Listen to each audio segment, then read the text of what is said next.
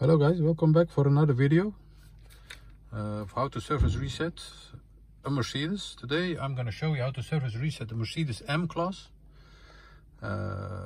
This is a 2007 model, 6-liter diesel, and I'm going to show you how to surface reset by hand. Before we start, I want to mention our YouTube channel, that's Surface Reset My Car.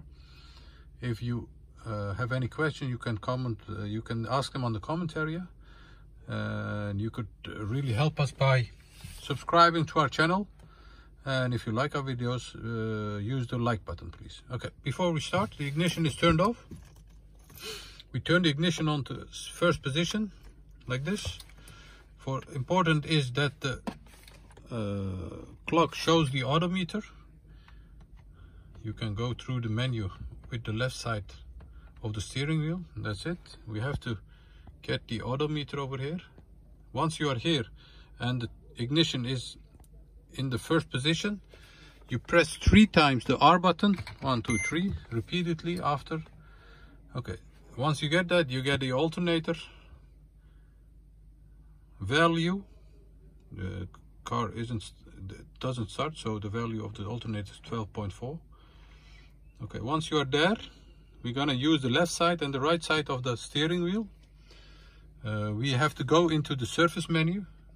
To go into the surface menu, you press the arrow down button.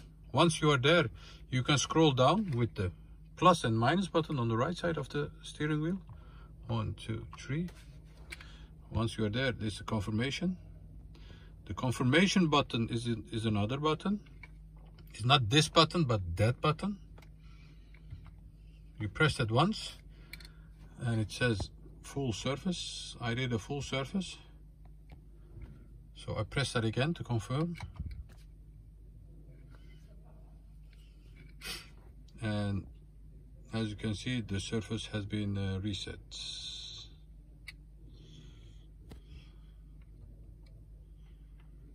Okay,